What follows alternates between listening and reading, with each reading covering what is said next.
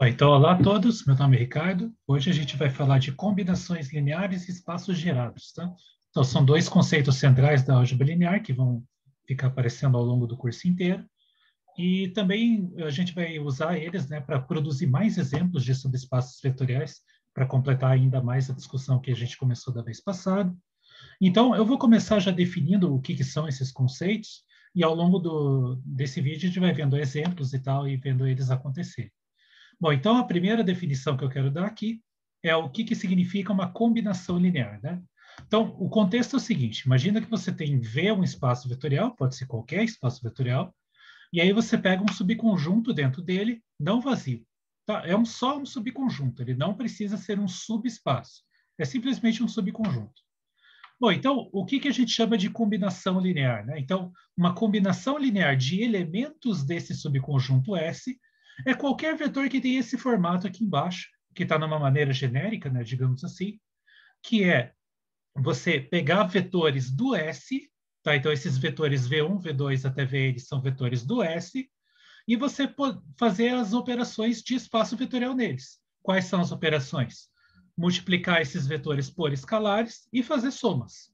Então, uma combinação linear é você combinar esses vetores do S usando as duas operações de espaço vetorial, que são adição e produto por escalar. Tá? Então, qualquer maneira de fazer, né, somas de vetores de S e multiplicações de vetores de S por escalares produz o que a gente chama de combinação linear.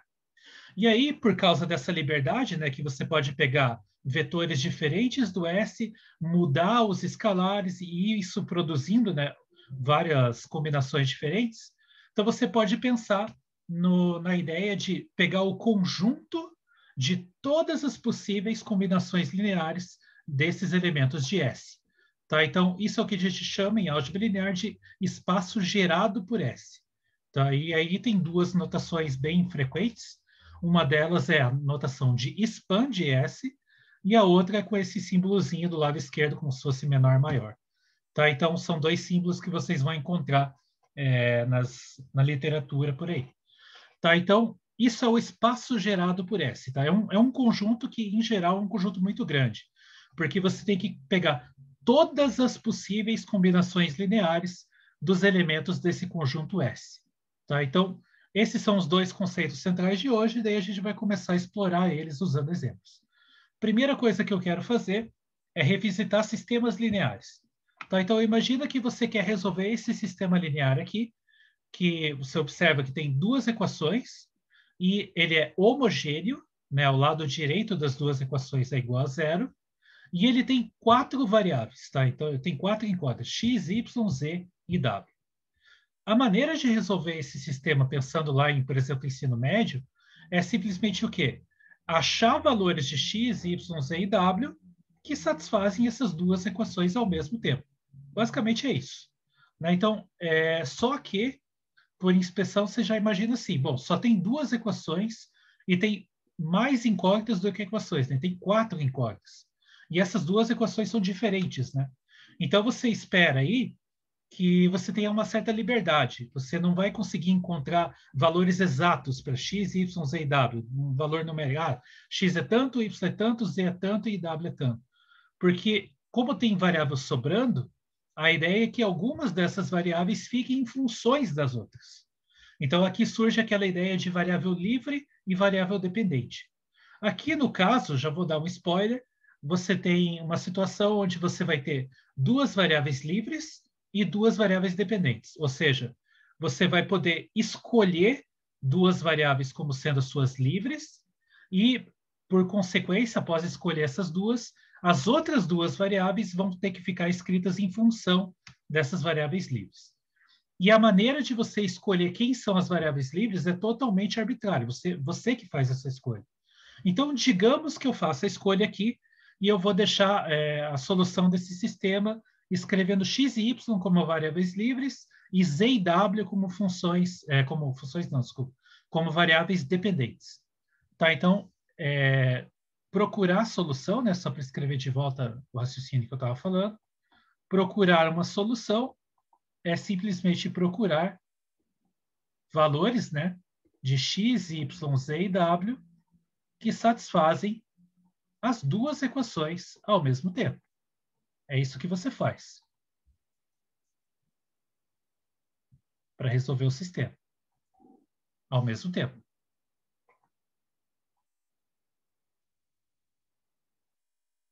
Então, já que eu quero deixar x e y como variáveis livres, porque é uma escolha que você faz, eu estou fazendo essa, vamos começar, então, a tentar isolar as variáveis. Então, por exemplo, aqui na segunda equação, eu posso deixar o w sozinho.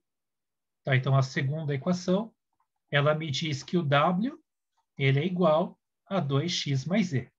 Né? Só simplesmente passei o w para o outro lado, fica w igual a 2x mais z. Aí eu vou substituir esse w que eu acabei de encontrar na primeira equação. Então, substituindo na primeira, a gente vai obter o quê? Né? Então, vai dar x mais y menos z mais 2 vezes o w, que eu acabei de encontrar, que eu posso escrever como 2x mais z. E isso aqui é igual a zero. Bom, então, essa equação substituída aqui, ela tem x, y e z. Como eu quero deixar x e y como variáveis livres, eu vou isolar o z nessa equação aqui. Tá? Então, isso é equivalente. Aqui eu tenho 4x mais x, eu vou ter 5x aqui, né? 5x, 1y só.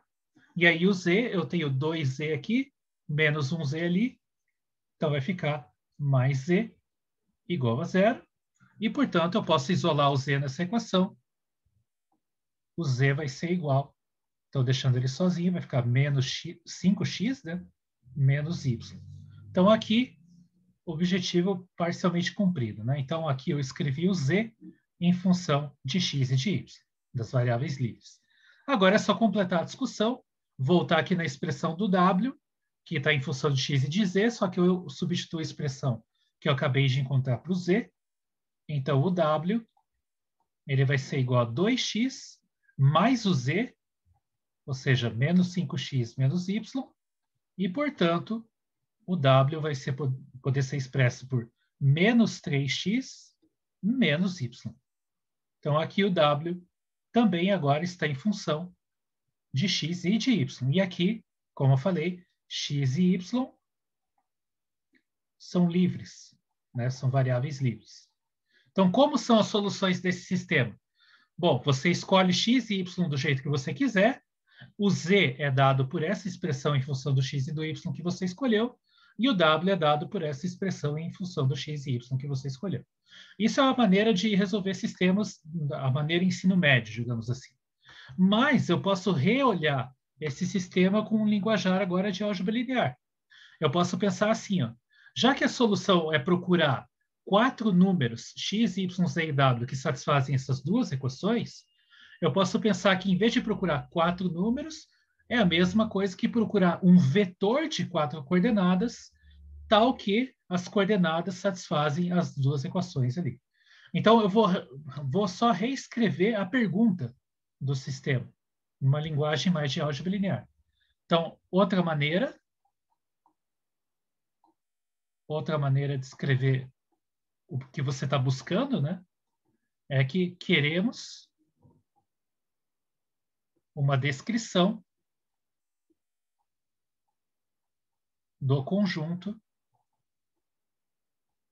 que eu vou chamar, por exemplo, de S, conjunto de solução, conjunto S, que é o conjunto de todos os vetores de 4 coordenadas, ou seja, vetores em R4, tal que esses vetores têm que satisfazer as duas equações do sistema. Então, é x mais y menos z mais 2w igual a zero. Então, x mais y menos z mais 2w igual a zero. E, ao mesmo tempo, tem que valer também 2x mais z menos w igual a zero. Então, 2x mais z menos w igual a zero. Então, essa é uma outra maneira de encarar o mesmo problema. Você está procurando um conjunto de vetores em R4, cujas coordenadas satisfazem essas duas equações. E aí, nessa linguagem de vetores, agora eu posso reescrever esse conjunto solução que eu acabei de obter. Então, essa é a ideia agora. Então, pegando um elemento genérico desse conjunto S, que a gente já resolveu o sistema, a gente já sabe como eles são. Então, dado um cara genérico XYZW pertencente a S, ou seja, um cara que é solução do sistema, a gente pode escrever ele de uma outra forma, usando o conjunto solução que a gente acabou de obter. Então, podemos escrever esse vetor XYZW da seguinte forma. Bom, X e Y são os caras que a gente deixou como variáveis livres. Eu não tenho nenhuma expressão para eles. Mas a coordenada Z, ela é dada pela expressão menos 5x menos y. Então, aqui eu tenho menos 5x menos y. E a coordenada W, ela é dada pela expressão menos 3x menos y, que foi o que a gente obteve agora há pouco também. Então, menos 3x menos y. Então, agora, quer dizer, o nosso vetor, que é um vetor solução do sistema, ele é um vetor de 4 coordenadas, onde as coordenadas agora estão todas em função de x e de y. E o que eu vou fazer agora? Bom, eu vou desmanchar esse vetor. No seguinte sentido, aqui eu vou quebrar ele em dois vetores diferentes. Um deles vai ter só a variável x e o outro vai ter só a variável y. E para fazer isso, eu vou usar a definição de adição de vetor. Então, lembrando que a adição de vetor você faz coordenada a coordenada. Então, se eu quero desmanchar esse vetor e quebrar em dois, se o primeiro aqui tiver só a variável x, então na primeira coordenada eu coloco x, na segunda eu coloco 0 porque não tem x na segunda coordenada, na terceira eu coloco menos 5x, na última eu coloco menos 3x, e aí no outro vetor, para completar o que falta, eu coloco só o que tem y. Então, é 0 aqui porque não tem y na primeira, 1 aqui, aliás, 1 não, y, né? A terceira vai ser menos y, e a quarta também vai ser menos y. Então, esses dois vetores aí, se você somar os dois, coordenada a coordenada, você recupera o vetor de cima de volta. Então, eu não alterei o vetor, só escrevi ele de uma outra forma. E agora, eu vou fazer a mesma coisa, vou desmanchar mais ainda, só que agora eu vou pensar que, como x e y são números, eu posso pensar em tirar eles desses vetores, multiplicando eles como se fosse um escalar. Por isso que eu separei os dois primeiro para poder fazer isso. Então, esse primeiro vetor aqui, ele é o mesmo que você fazer o escalar x vezes o vetor de coordenadas 1, 0, menos 5 e menos 3. Tá? Então, se você fizer x vezes esse vetor, você recupera de volta esse vetor daqui de cima pela definição de como que você faz produto de vetor por escalar. E aí, o idem para o segundo, eu vou ter y vezes 0, 1, menos 1 e menos 1. Tá, então, deixa eu colocar em vermelho aqui para continuar o que eu estava fazendo. Então, é vezes, né? Vezes o vetor de coordenadas 0, 1, menos 1 e menos 1. Então, o que isso está me dizendo, né? Então, um vetor genérico no conjunto solução desse sistema, ele pode ser escrito nesse formato aqui do lado direito. E que tipo de coisa é isso? Bom, aqui eu tenho dois vetores, esses vetores em vermelho, são dois vetores com coordenadas dadas, e o que eu tenho aqui do lado direito é um escalar vezes esse primeiro vetor, mais um escalar vezes o segundo vetor. Então, esse lado direito é uma combinação linear dos vetores em vermelho, certo? Então, o que isso está me dizendo? Que qualquer elemento desse conjunto solução S, por isso que eu peguei aqui um elemento genérico em S, qualquer elemento dele, eu estou verificando que ele pode ser escrito como combinação linear desses dois caras em vermelho aqui. E então, eu posso dizer o quê? Que o conjunto solução desse sistema é o espaço gerado pelo conjunto que tem esses dois vetores em vermelho aqui. E por que dá o espaço gerado inteirinho? Por que isso dá todas as possíveis combinações lineares desses dois vetores? Porque x e y são variáveis livres. Eles podem assumir qualquer valor. Então, isso aqui realmente vai dar todas as possíveis combinações lineares. Tá, então, a a conclusão que a gente chegou é que eu tenho uma outra maneira, né, de escrever o conjunto de solução, agora com uma linguagem usando álgebra linear. Então, a conclusão é que o conjunto S, o conjunto de solução desse sistema, eu posso escrever ele como um span de um conjunto de dois vetores. Os vetores são quais? O primeiro deles é o vetor de coordenadas 1, 0, menos 5 e menos 3. Então, 1, 0, menos 5 e menos 3. E o segundo vetor tem coordenadas 0, 1, menos 1 e menos 1. Então, 0, 1, menos 1 e menos 1. Então, essa é a notação, certo? Essa notação do lado direito quer dizer que esse conjunto que eu coloquei aqui do lado direito são todas as possíveis combinações lineares desses dois vetores aqui. Tá? Então, essa é a conclusão do sistema homogêneo que a gente resolveu. Tá? Então, é muito comum você resolver sistemas lineares homogêneos e você expressar o conjunto solução deles como um espaço gerado. Você encontra o que a gente chama de geradores para o seu espaço gerado. Tá? Geradores desse span. Então, aqui no caso, esses dois vetores em vermelho são os geradores desse conjunto S. Tá? Então, vou escrever aqui os vetores em vermelho.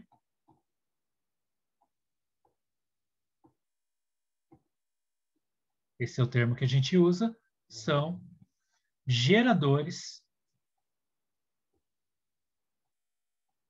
de S. Tá? Então, quando vocês resolverem sistemas lineares homogêneos, vocês vão poder fazer sempre esse truque. Tá? Você escreve, resolve o sistema, né? Decide quem são as variáveis livres, se tiver alguma, escreve como um vetor a solução e desmancha esse vetor e escreve a solução como combinação linear de certos vetores. Tá? Então, você vai estar encontrando um conjunto de geradores para o seu espaço de soluções.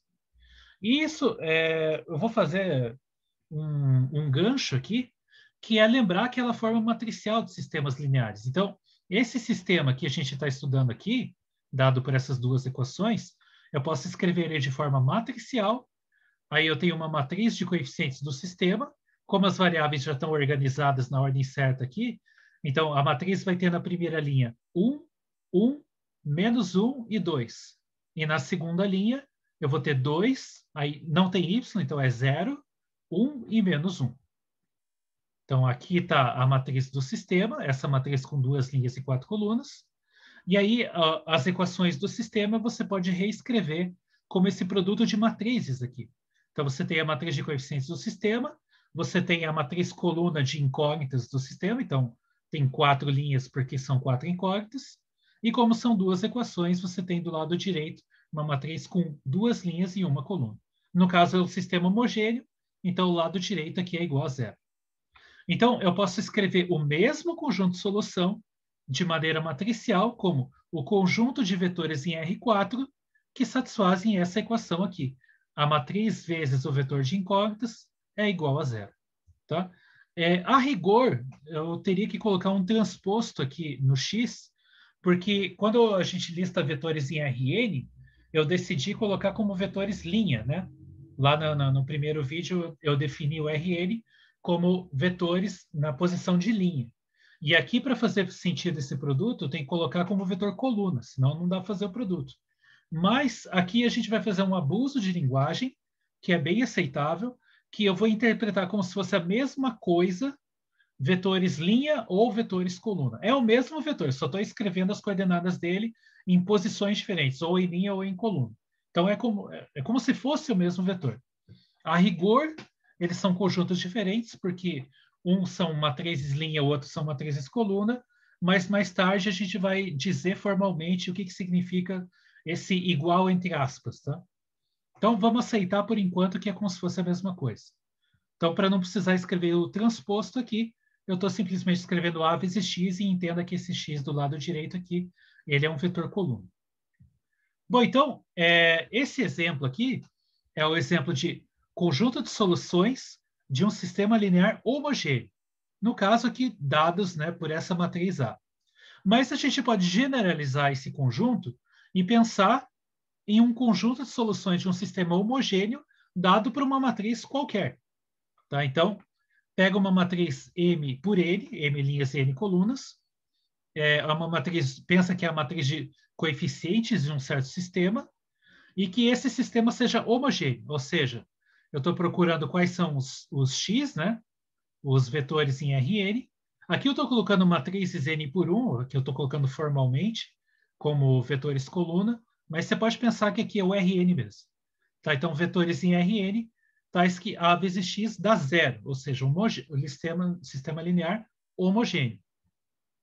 E a afirmação que eu faço é que todo conjunto nesse formato, conjunto de soluções de um sistema linear homogêneo, sempre é um subespaço vetorial. Tá? Então, é um exemplo bem geral, e na verdade, ele é o exemplo mais geral possível, num certo sentido, que a gente vai explorar mais tarde. Em álgebra linear de dimensão finita, todo subespaço vetorial é, de alguma forma, um subconjunto assim. Ele é o conjunto de soluções de algum sistema linear homogêneo. Tá? Então, vamos verificar que esse cara sempre é um subespaço. Isso é bem simples de fazer. Então, a primeira coisa, por que ele é não vazio? Por que um sistema linear homogêneo sempre tem solução? Né? Isso é o que quer dizer ele ser não vazio. Por que sempre tem solução? E aí é importante ser homogêneo, porque uma das soluções que eu garanto que sempre tem é você colocar o vetor x igual ao vetor nulo. Né? Se você colocar x igual a zero aqui, quando eu multiplicar a vezes o vetor nulo, a vezes zero vai dar zero, ou seja, satisfaz a equação do sistema. Né? Então, ele é não vazio, pois, por exemplo, x igual a zero pertence a S. Esse zero aqui entenda como zero vetor nulo. Né? X igual a zero pertence a S, pois A vezes zero é igual a zero, ou seja, ele satisfaz a equação matricial. Portanto, está no conjunto. Tá? Então, o vetor nulo sempre é a solução do sistema linear homogêneo. Agora, por que é fechado para soma e fechado para produto por escalares? Né? Então, fechado para soma e produto por escalar. Eu vou fazer os dois de uma vez só.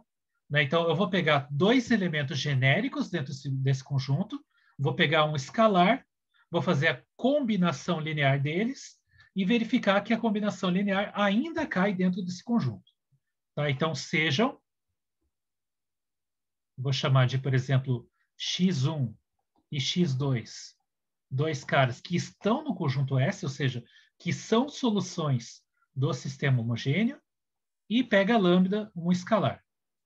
Tá? Então, o que eu quero testar? Né? Eu quero verificar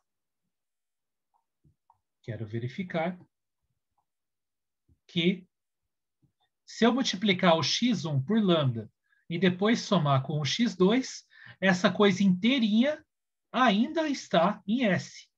Né? Então, eu peguei dois caras em S, peguei um escalar, fiz a combinação linear deles, ou seja, né, multipliquei um deles por escalar e somei com o outro cara, isso é uma combinação linear. Eu quero verificar que essa combinação linear ainda está em S. Então, para verificar isso, que teste que eu tenho que fazer?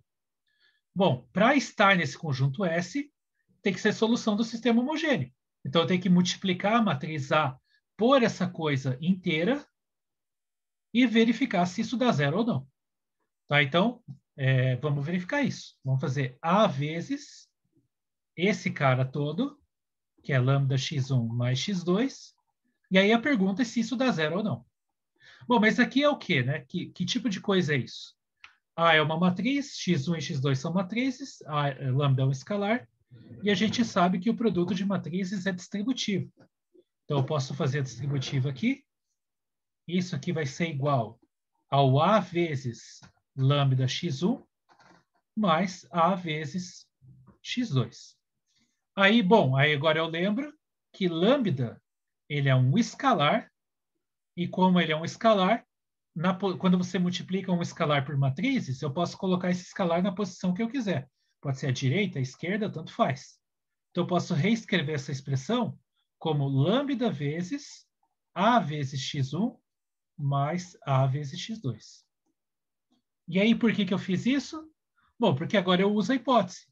Eu sei que o x1 é uma solução do sistema, Então, eu sei que A vezes x1 é igual a zero, pois o x1 é solução do sistema. E eu também sei que A vezes x2 também é igual a zero, porque o x2 é solução do sistema. Então, isso aqui é uma soma de zeros, né? Lambda vezes zero vai dar zero, mais zero, portanto, isso tudo dá igual a zero. Tá? Então, a conclusão é que A vezes lambda x1 mais x2 vai ser zero mais zero, que é igual a zero. Ou seja, essa combinação linear resolve o sistema e, portanto, está em S. Então, em conclusão, lambda x1 mais x2 pertence a S. Então, a gente verificou que ele é não vazio, verificou que ele é fechado para soma e produto por escalares. Então, a gente concluiu que ele é, né, esse S aí é subespaço vetorial. Então, isso é uma classe bem geral de exemplos, e como eu falei, né, em dimensão finita, todo subespaço vetorial é, de alguma forma, um conjunto de soluções de algum sistema homogêneo. A gente vai voltar nisso mais tarde. Bom, então, isso é uma classe de exemplos que eu queria comentar, e a próxima são os spans, justamente o tema da aula. Tá? Então, pega um espaço vetorial, pega um subconjunto não vazio, só um subconjunto, não importa o que importa é que seja não vazio, e aí, como a gente já definiu anteriormente, eu posso definir o span de S. O span de S é o conjunto de todas as combinações lineares de elementos de S. E a afirmação que eu faço é que o span de S, ele próprio, é um subespaço vetorial, sempre. Tá? E aqui é o detalhe que tem que tomar cuidado. É o span de S que é um subespaço, não é o próprio conjunto S. Tá? Então, o S é um subconjunto não vazio qualquer. Aí eu crio, a partir desse subconjunto, um cara maior, que é o span de S, e esse sim é um subespaço vetorial. Tá? Então, para verificar isso, vamos ver primeiro que ele é não vazio sempre, né? Então, a primeira coisa, o span de S vai ser não vazio. E por que ele é não vazio? Eu vou até garantir um pouco mais do que isso. Ele não só é vazio, como ele contém todos os elementos de S. Tá? Então, para verificar isso, pois, dado um elemento em S, digamos um vetorzinho em S, o que é o conjunto span? São combinações lineares de elementos de S. Então, se eu fizer 1 vezes V, que é o próprio V por causa de um dos axiomas de espaço vetorial, né? Esse 1 vezes V aqui, ele é uma combinação linear de elementos de S. Eu estou pegando um vetor de S, que é o V, e estou multiplicando ele por um escalar. Não estou somando com nada, mas fazer a multiplicação por escalar já é uma operação do espaço vetorial. Tá? Então, isso aqui, por definição do span, isso aqui pertence ao span. É uma combinação linear de elementos de S. Então, o que eu acabei de concluir? Que todo vetor de S, ele também é um vetor do span de S. Ou seja, eu acabei de concluir que o subconjunto S inteirinho está contido dentro do span de S. Tá? Então, ele não só é não vazio, como a gente mostrou muito mais do que isso. Esse span de S, ele contém o conjunto S inteirinho. Então, o span é bem maior, na verdade, né, em geral. Bom, a segunda coisa que a gente vai verificar é que ele é fechado para soma e produto para escalares. Então, o que eu preciso fazer? Mesmo esquema do anterior. Eu vou pegar dois elementos genéricos dentro do span do S, vou pegar o escalar, vou fazer a combinação linear deles e eu vou verificar que isso ainda cai no span de S. Agora, assim, em palavras, né, antes de começar a escrever, o que são elementos genéricos do span?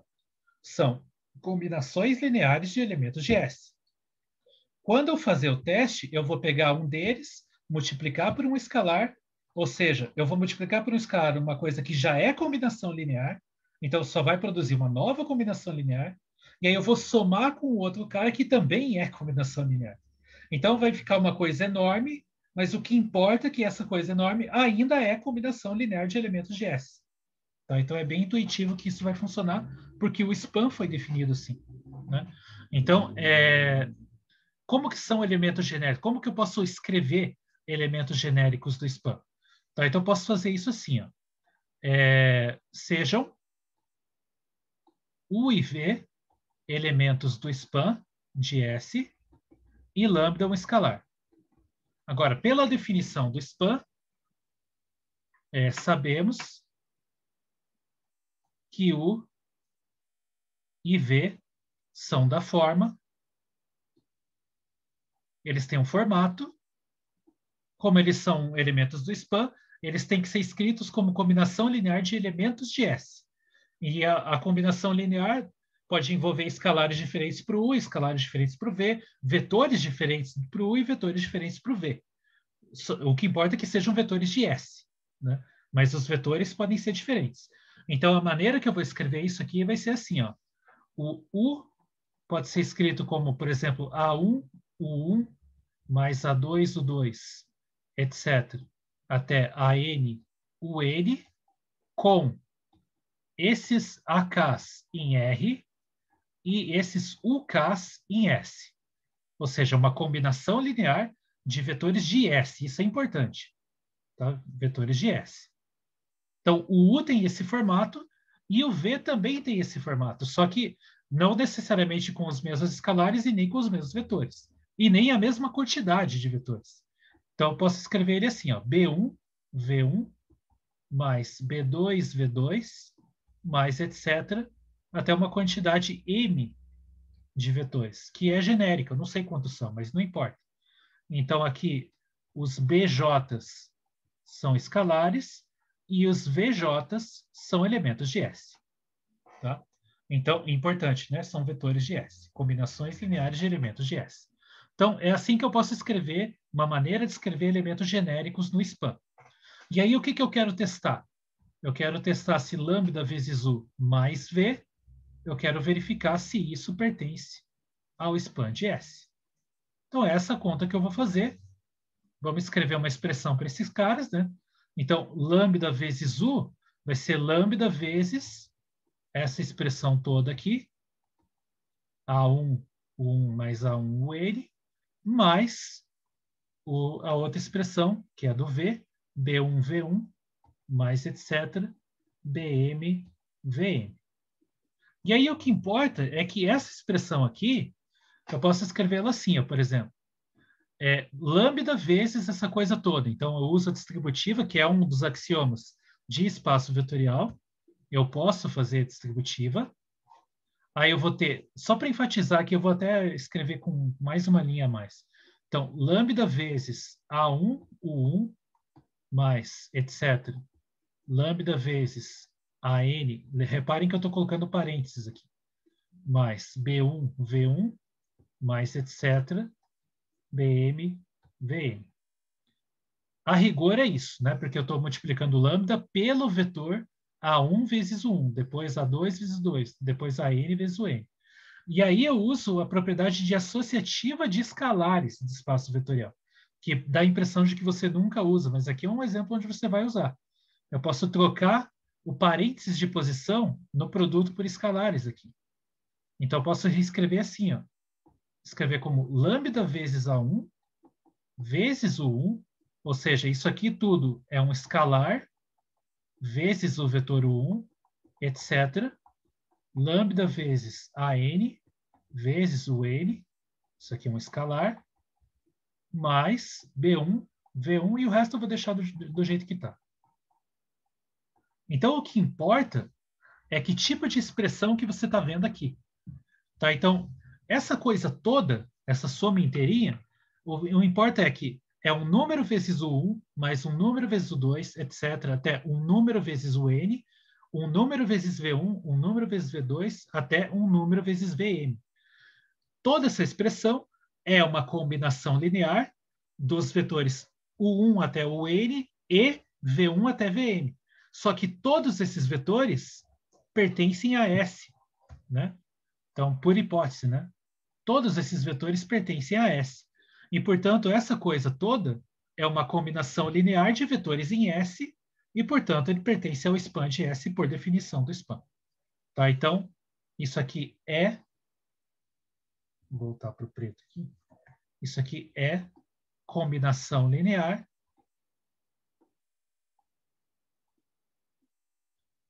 dos vetores U1 até UN e V1 até Vm, e todos esses vetores estão em S. Né? Esse conjunto está contido em S.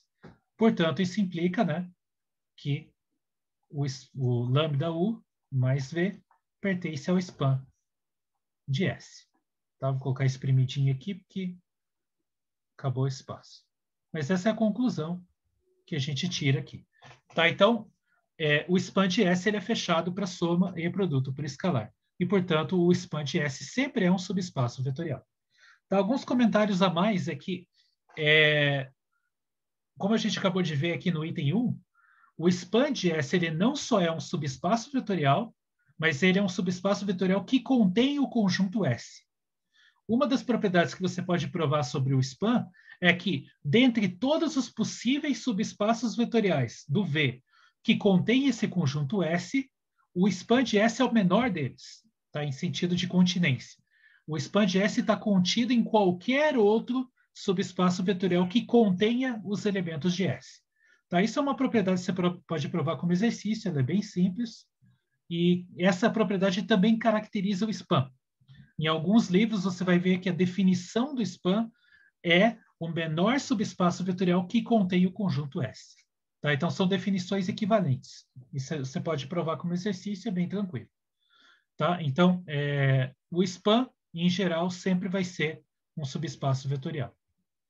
Bom, e vamos voltar um pouquinho para as combinações lineares e espaços gerados. Então, aqui eu quero revisitar os 3 exemplos principais que a gente vai dar aqui conjuntos de geradores mais simples possíveis, digamos assim. Então, imagina que o primeiro exemplo aqui, o contexto é o Rn, tá? Então, vetores com n coordenadas, né, ordenado, com operações usuais, tá?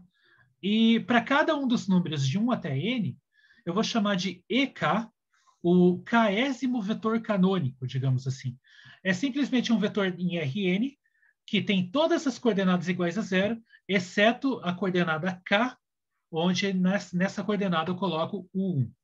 Tá? Então, o E1 vai ser o vetor de coordenadas 1 e 0 no resto. O E2 vai ser o vetor de coordenadas 0, 1 e 0 no resto. E assim por diante, até EN 0, 0. Aliás, vou colocar assim, 0, etc., 0,1. Então, é tudo 0, exceto a última coordenada, que vale 1. Então, esses são vetores bem simples que você pode definir aí no Rn. E a minha afirmação é que qualquer vetor em Rn pode ser escrito como combinação linear desses n caras aí. E o motivo é muito simples. Tá? Então, pega um vetor genérico em Rn, tá? Então, vamos chamar de U, por exemplo, seja U um vetor qualquer em Rn. Então, ele é um vetor com n coordenadas, que são números reais. Então, podemos escrever,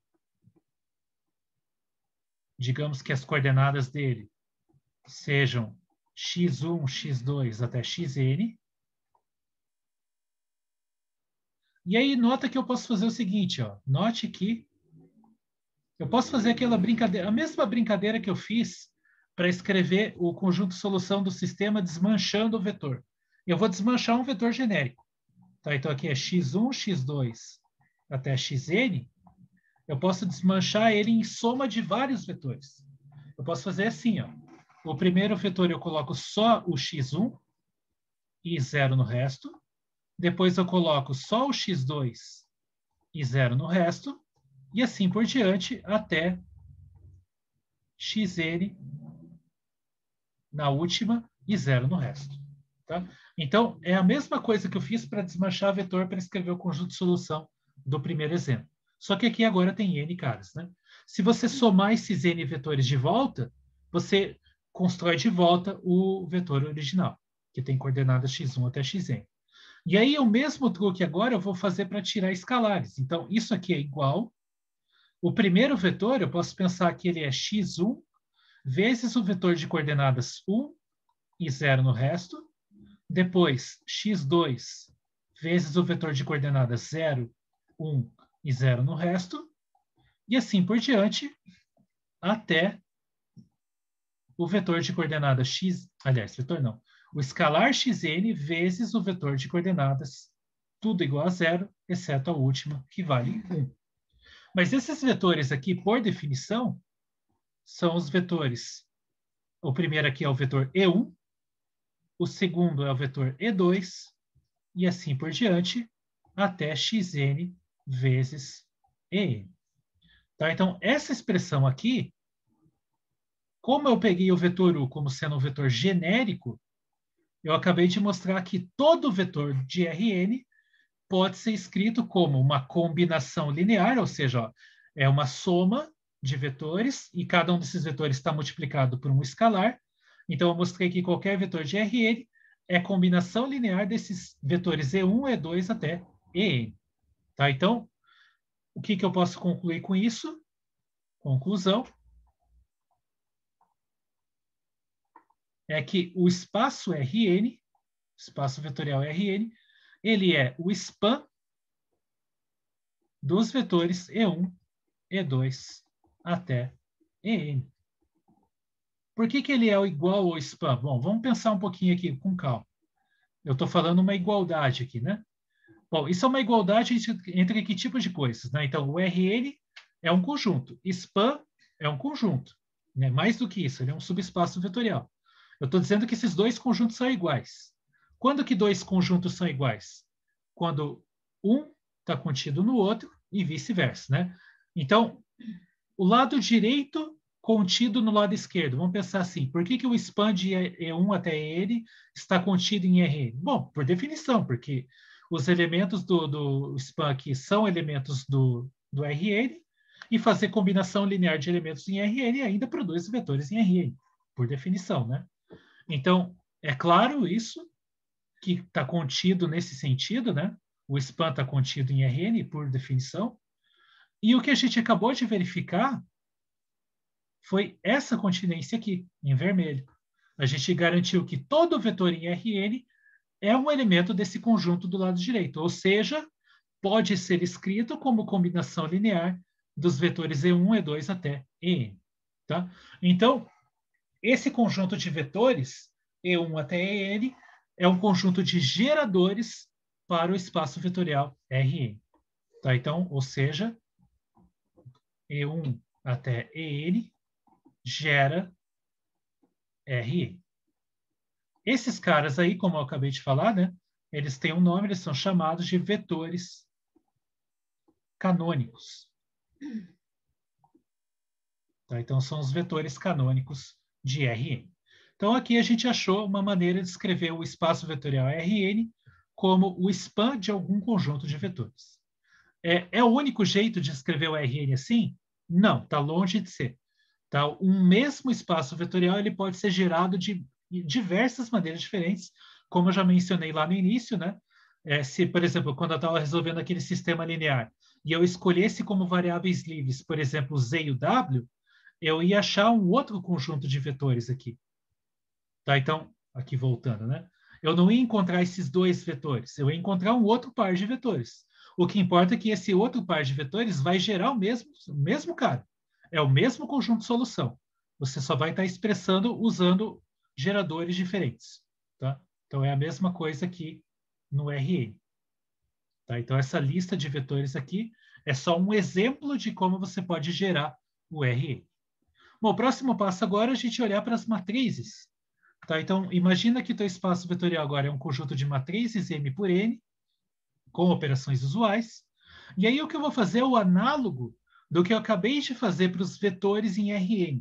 Né? Eu defini vetores colocando 1 em uma certa coordenada e 0 no resto. Então, você tem N maneiras, né, de fazer isso. Eu vou fazer o mesmo para matrizes. Eu vou pegar uma matriz.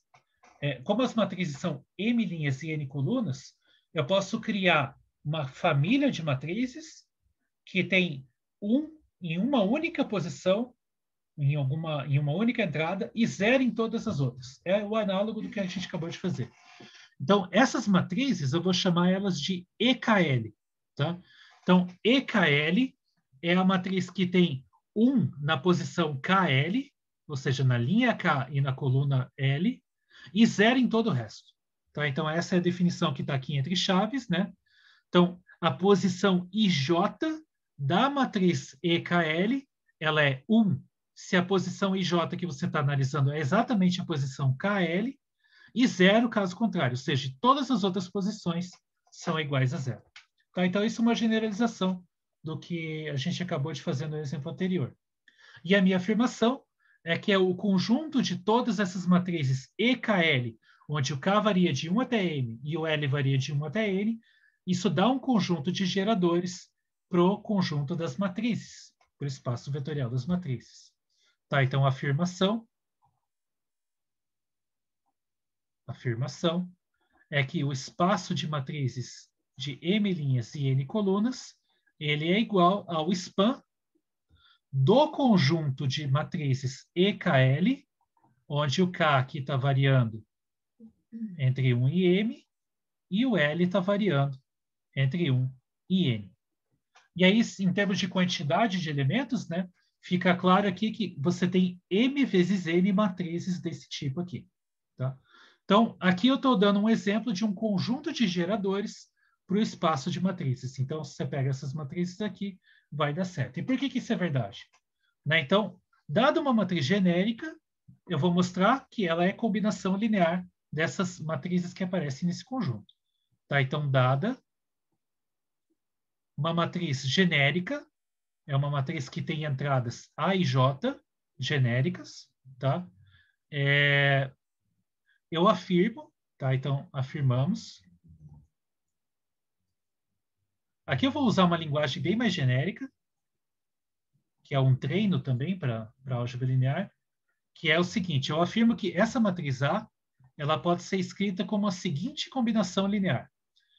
É uma soma de K igual a 1 até M, L igual a 1 até N, A vezes KL e KL. Tá? Então, o que é isso aqui? O que é esse troço do lado direito, né? Bom, isso aqui é uma soma de números, porque essas coisas aqui são números, produto por escalar por matrizes. Isso aqui é um produto, isso aqui é um número escalar vezes uma matriz. Então, isso aqui do lado direito é uma combinação linear, né? Uma soma grande, tem 2 índices, mas é uma combinação linear dessas matrizes desse conjunto aqui. E a minha afirmação aqui, se você toma essa combinação linear aqui, com esses coeficientes, isso te dá a matriz A de volta. Por que isso é verdade? Bom, eu vou comparar a entrada IJ, ou seja, eu vou pegar uma entrada genérica, vou comparar a entrada genérica da matriz do lado esquerdo com a matriz do lado direito. Então, eu vou comparar a entrada IJ do lado esquerdo com a entrada IJ do lado direito. E como é que eu faço isso? Né? Então, a análise que eu vou fazer é a entrada IJ da matriz do lado direito, ela é o quê? Bom, vamos pensar, né? O lado direito é uma combinação linear, é escalar vezes matriz, e somando. Como que eu calculo a entrada IJ de uma soma de matrizes? Eu faço isso coordenada a coordenada. Como que eu faço a multiplicação de escalar por matriz? Faço coordenada a coordenada. Então, a entrada IJ dessa matriz que está do lado direito, na prática, é a mesma soma que está aqui, só que pegando a entrada IJ da matriz que aparece, né? Das matrizes que aparecem. Então, é a entrada IJ dessa matriz EKL, porque o resto é escalar e o resto é soma, né? Então, a entrada IJ vai ser isso. Então, vou escrever aqui embaixo. Então, a entrada IJ vai ser soma K de 1 até M, L de 1 até N, AKL, que é um número, vezes a entrada IJ da matriz EKL. Mas aí, como a gente viu, por definição, né, essa entrada IJ, ela só vai dar 1 quando o K for igual a I e o L for igual a J. Em todos os outros casos, ela vai dar 0. Então, nessa soma inteirinha, de todas as parcelas que você vai estar somando, só vai sobrar 1. porque todas elas vão ser 0 vezes o coeficiente correspondente aqui. Então, todas elas vão se anular, exceto a entrada, exceto a parcela quando o K for igual a I e o J for igual a L. Tá? Então, o que vai sobrar aqui é quando K for igual a I, ou seja, AI, e L for igual a J, ou seja, J. E aí a entrada correspondente vai ser 1, por definição, né? Então, isso aqui dá igual ao A e J. Tá? Então, a entrada IJ da matriz do lado direito coincide com a entrada IJ da matriz do lado esquerdo para todo I e para todo J. Portanto, essas duas matrizes são iguais. Tá? Então, isso está escrevendo a matriz A como uma combinação linear dessas matrizes do tipo EKL. Tá? Então, é uma combinação linear meio esquisitinha, né? Mas é uma combinação linear e é o que importa. Tá? Então, está provado aqui que toda matriz M por N pode ser escrita como combinação linear desses caras aí. E aí, pelo mesmo motivo que eu falei aqui, né? Da igualdade, então você tem essa igualdade aqui no caso das matrizes. É claro que o conjunto do lado direito está contido no conjunto do lado esquerdo por definição, né? Combinações lineares de matrizes ainda é matriz, mas o que a gente acabou de mostrar é que tem essa continência aqui, que é toda matriz pode ser escrita como combinação linear dessas matrizes E, K, E. E, finalmente, o último exemplo que eu quero fazer agora é para o mundo dos polinômios. Tá? Então, pega N, um número natural, e pode ser o zero, pega o espaço vetorial, que são os polinômios de grau menor ou igual a N, com operações usuais, e aí para cada K de 1 até N, aliás, de 1 não, de 0 até N, eu considero esse polinômio aqui, que eu estou chamando de PK, é o polinômio que é só x elevado a k, tá? Mais nada. Então, ele é uma potência de x, ele é o k correspondente ao índice que você está pegando aqui, ó. Tá? Então, para cada k, você tem o x elevado a k. Então, quantos polinômios são, né? São n mais 1 polinômios, né? Porque você tem o polinômio P0, que é o polinômio constante igual a 1, né? Pensa aqui que x elevado a 0 é 1. Então, esse aqui é o polinômio constante igual a 1. Tem o P1, que vai ser o polinômio P de x igual a x. Tem o P2, que vai ser o polinômio x quadrado. E assim por diante, até o Pn, que é o polinômio x elevado a n. Então, eu tenho n mais 1 polinômios aqui, né? E a afirmação que eu faço é que esse espaço vetorial Pn, ele é gerado por esses n mais 1 polinômios. Tá? Então, a afirmação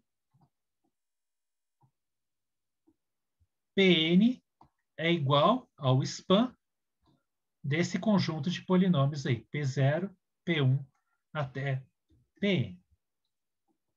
E o motivo para isso é muito simples. É uma ideia muito parecida com os outros dois exemplos que a gente acabou de fazer. Eu pego um polinômio genérico, vou verificar que ele pode ser escrito como combinação linear desses caras aí. Tá? Então, seja P um polinômio em Pn, como ele é um polinômio, P pode ser escrito, ele é uma função, né? Então, ele pode ser escrito na forma, uma função com uma regra específica. Então, ele pode ser escrito na forma P de x igual a um coeficiente independente, mais um coeficiente vezes x, mais um coeficiente vezes x quadrado, etc., até um coeficiente vezes x elevado a n. E aí é só uma questão de encarar de uma forma mais esperta o que está escrito aqui do lado direito. Porque isso aqui está dizendo o seguinte, que P de x, eu posso encarar assim, ó, como o escalar a zero vezes um polinômio, que é o polinômio P0 de x, porque o polinômio P0 de x é o polinômio constante igual a 1. A0 vezes 1 é o próprio A0 de volta. Aí, o próximo cara é A1 vezes x, só que eu posso encarar que o x aqui, na verdade, ele é o polinômio P1 de x. É só para enfatizar que cada um desses caras aqui, cada um desses termos, eu posso encarar como um escalar vezes um polinômio. E aí, assim por diante, até o escalar AN vezes o polinômio Pn de x. Né? Então, aqui eu estou enfatizando, e agora, para enfatizar mais ainda, né? Esses A0, A1 até AN, eles são números, eles são escalares. Então, eu posso pensar que esse lado direito, ele é uma combinação linear dos polinômios P0 até Pn. E os dois caras coincidem para todo x. Né? Essa igualdade vale para todo x. Logo, os polinômios são iguais. Né? Então, portanto, a conclusão é que o polinômio P ele é igual a A0 vezes P0 mais A1 vezes P1 mais etc. até AN vezes Pn. Então, isso aqui é uma igualdade de polinômios e eu estou acabando de escrever o polinômio P, que é um polinômio genérico, como combinação linear dos polinômios P0 até Pn. Então, esse conjunto de polinômios aí, ele é um conjunto de geradores para o espaço de polinômios de grau menor ou igual a n, certo? Então, n mais 1 polinômios. Tá? Tomem esse cuidado, porque Pn inclui polinômios de grau zero, inclui polinômios constantes. Então, não pode esquecer disso. Por isso, são n mais 1 polinômios. Bom, então, esses são os exemplos que eu queria dar hoje. E aí, espero que vocês tenham gostado. A gente se vê na próxima e até mais.